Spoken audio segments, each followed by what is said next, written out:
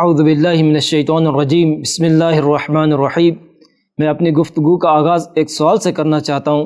سوال یہ ہے، کیا اللہ تعالیٰ نے مومنین کو مومنین کے علاوہ کسی اور کو رازدار بنانے کی اجازت دی ہے یا نہیں؟ اب اس سوال کے جواب سے پہلے ایک اور سوال پیش آتا ہے، کیا قرآن مجید کی تعلیمات فقط جب قرآن مجید نازل ہوا تھا اس زمانے کے لوگوں کے لیے تھی، یا قرآن مجید کی تعلیمات تا قیامت کے لیے ہیں؟ تو لہٰذا جب ہم دیکھتے ہیں اور تمام مسلمانوں کا متفق العقیدہ یہی ہے کہ قرآن مجید کی تعلیمات تا قیامت تک ہے، جب یہ بات واضح ہے کہ قرآن مجید کی تعلیمات تمام لوگوں کے لیے اور قیامت تک ہے، لہذا ضروری ہو گیا تمام مسلمانوں پر کہ اس کی تعلیمات پر عمل کرنا ضروری ہے۔ لہذا جب تمام مسلمان اس قرآنی تعلیمات پر عمل کر رہے ہیں اور ان کے لیے ضروری ہے، تو وہ لوگ اسلام کے نمائندے جو اپنے آپ کو کہہ رہے ہیں کہ ہم اسلام کے نمائندے ہیں، ان کے لیے بدرجہ اولا ضروری ہوگا اس پر عمل کرنا۔ تو قرآن مجید میں ایک ہمیں فارمولہ دیا ہے، ایک ہمیں قانون یہ دیا ہے کہ مومن کے علاوہ کسی اور کو رازدار نہیں بنا سکتا۔ تو یہ فارمولہ جو ہے اللہ تعالیٰ نے سورہ آل عمران میں آیت نمبر 118 میں دیا ہے کہ اللہ تعالیٰ نے ارشاد فرمایا، یا ایھا الذین آمنوا لا تتخذوا، اے ایمان والو تم نہ بناؤ کیا؟ رازدار، دوست، ہمدرد نہ بناؤ، کس کو؟ اپنے مومن کے علاوہ کسی اور کو۔ کیوں؟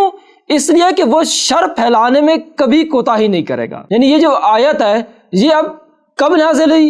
یہ اس وقت نازل ہوئی کہ جب نئے مسلمان تھے جو تازہ ابھی ایمان لائے تھے، پہلے مختلف اور مذاہب رکھتے تھے، تو ان کے تعلقات اپنے سابقہ مذاہب والوں سے تھے، مثلا یہودیوں سے تھے، باقیوں سے تھے، تو ان کے تعلقات ان سے تھے۔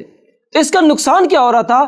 اس کا نقصان یہ ہو رہا تھا کہ وہ ان کو اندر کی باتیں بتا بیٹھتے تھے کہ مسلمانوں کے اندر کیا بات چیت ہو رہی ہے، وہ ساری اندر کی جو خصوصی باتیں ہوتی تھی ان کو بتا دیتے تھے۔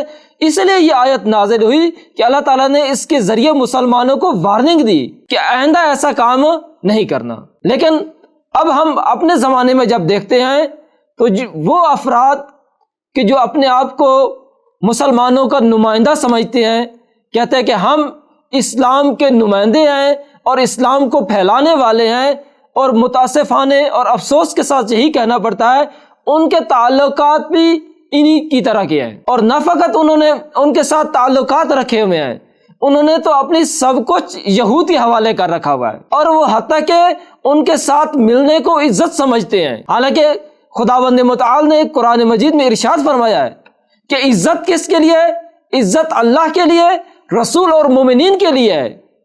عزت فقط ان کے لیے ہے، نہ کہ آپ کی عزت یہ ہے کہ آپ کسی یہودی سے ہاتھ ملائیں، کسی قاتل سے ہاتھ ملائیں، کسی ظالم سے ہاتھ ملائیں۔ یہ عزت نہیں ہے، یہ تو ذلت ہے۔ عزت اس وقت ہوگی کہ جب آپ ان کے اوپر مسلط ہوں گے، کیونکہ کسی کو حق نہیں ہے کہ وہ مسلمانوں کے اوپر حکمرانی کرے، کیونکہ خود یہ بھی قرآن مجید کا فارمولہ ہے کہ قرآن مجید نے کہا ہے کہ اللہ تعالیٰ کبھی بھی غیر مسلم کو مسلمان پر غالب نہیں ہونے دے گا، کبھی ان کو مسلط نہیں ہونے دے گا۔ ایک اور جگہ پھر خدا تعالیٰ نے فرمایا، اے مومنین میرا دشمن اور اپنا دشمن کو کیا کرو؟ میرے اور اپنے دشمن کو اپنا سرپرست نہ بناؤ۔ تو لیکن جب ہم دیکھ رہے ہیں اپنے زمانے میں جو اپنے آپ کو اسلام کا علم بردار سمجھ رہے ہیں، وہ سب کے سب قرآن مجید کی اس فارمولے کے مطابق نہیں چل رہے، اس کے برعکس چل رہے ہیں، اس کے خلاف چل رہے ہیں۔ اب یہاں ایک سوال آپ ناظرین کے لیے ہے کہ آپ خود دیکھیں کہ اب اسلام کا نمائندہ کون ہونا چاہیے؟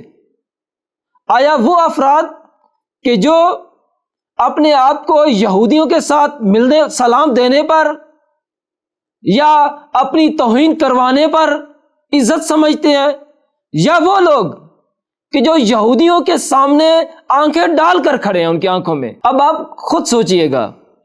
والسلام علیکم ورحمۃ اللہ وبرکاتہ۔